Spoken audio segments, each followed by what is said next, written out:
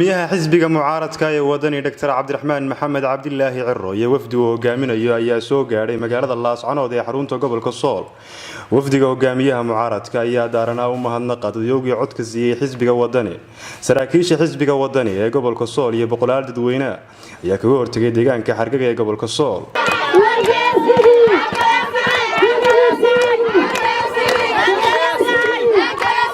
taasi kadib waxaa loo soo gudbiyay Laascanood munaasabad kooban oo gudoomiyuhu kula hadlayay taageerayaashiisa waxa uu ka mahadnaqay sidii ay u muujiyeen dadaalka xilligii baratanka ee xisabtu uu socday sidoo kalena waxa uu dhaliilo u jeediyay xisbiga muxaafidka ee kulmiye halgankii ay soo gasheen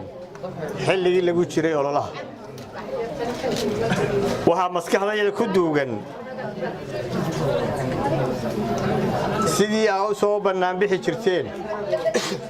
iyo niyadjabkii ay ku rideen kulmiye ayaa maskaxdayda wali ku jira marnaba ma ilaawi karno abaalka xisbigu idin hayo haddaad tihiin reer Sool walaalayaal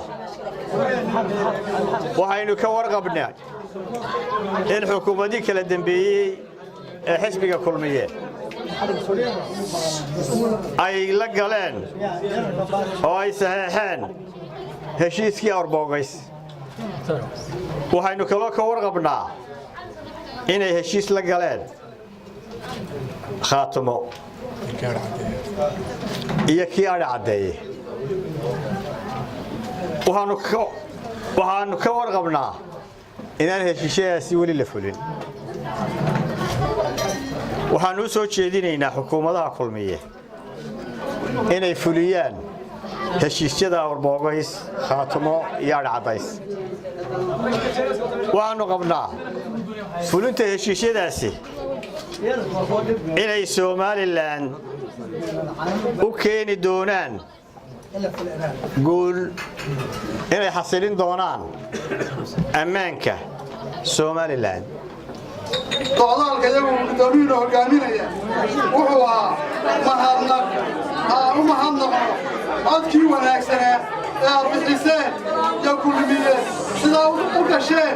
ee aad codka uga qaadeen ayuu ahaa waa mahadnaq aniguna waxaan ka soo jeedaa deegaanka aad dariska tihiin ee Caynaba markaa waxaan leeyahay reer Soolow kaarka waa inaad qaadataan sidaa Caynaba dawaa uga badisaan oo 3 kun Caynaba yaalla Laascanood gudaheeda waxaa ku nool ilaa 100 kun oo qof ayaa ku nool waayo waxaa tiin magaalo madaxdii sidaa awgeed waa inaad qaadataan wasaaka iyo subax kale oo qiimo weyn leh aad baan idin salaamaya waxaan ku soo dhaweynaynaa gudoomiyaha xisbiga mucaaradka ee wadani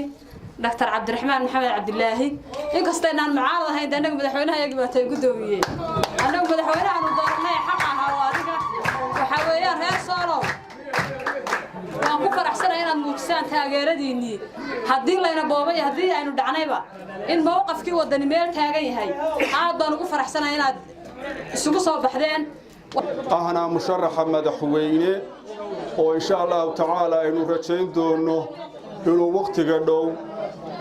himiladiisa ka dhabayo inana aynu ka dhabayno oo soo baxo oo madaxweyne noqdo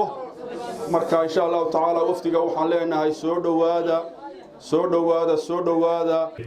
Hamsa Raadiye Universal TV